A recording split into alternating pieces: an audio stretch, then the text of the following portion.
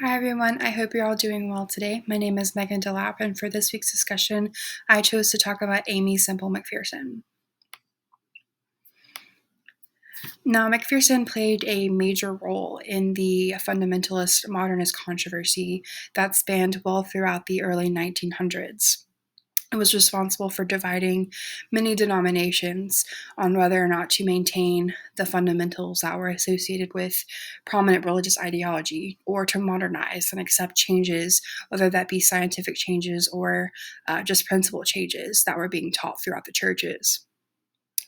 The Pentecostal church was no exception to this, although a lot of popular scholarship had existed previously that really separated them from the movement. They really were involved, and much of that can be attributed to Aimee Semple McPherson. Her involvement in the movement started from a young age, as she was described in her teenage years to be baptized by the Holy Spirit. After this baptism, we knew her role would really be solidified in the movement. She would go on to later marry Robert Semple, who shared many of her ideas and really inspired many of her ideas, much of which she would later thoroughly develop in China, where her and Robert were doing a lot of mission work with people.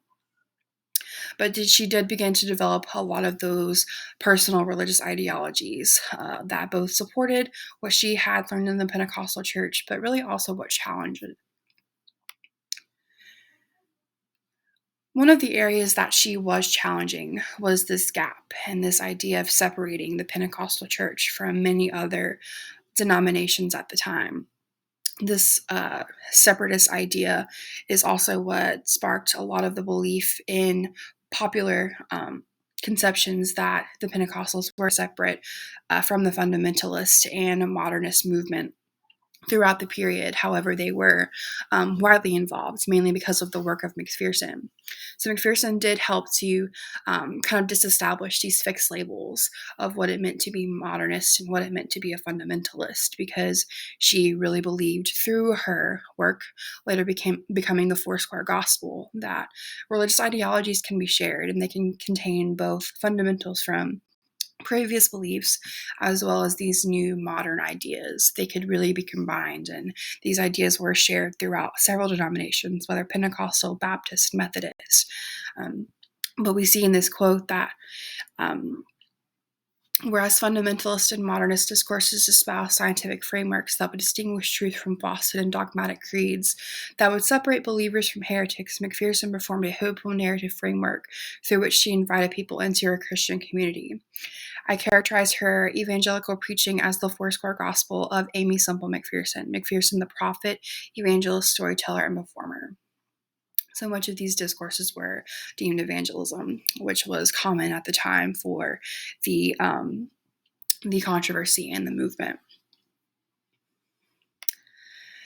In order to do much of her work, she turned to the media. She became widely popular because of the way she spoke and a lot of her slogans, such as the one that's listed here, "Where will you spend eternity?" which was a prominent slogan that she used throughout her many city-to-city campaigns that took place before she settled in Los Angeles when she established the Angelus Temple. But here we also see a quote that kind of emphasizes this use of media and production.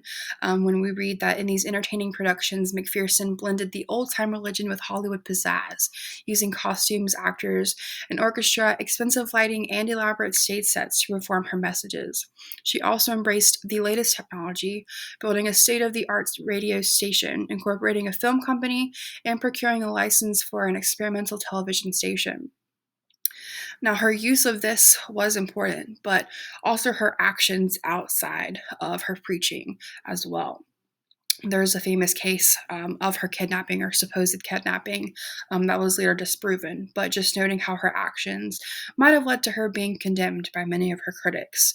However, it did make her more popular and really helped to expand her ideas that were prevalent to connecting the Pentecostal church and the Baptist church and the Methodist church and all of these different denominations and their ideologies.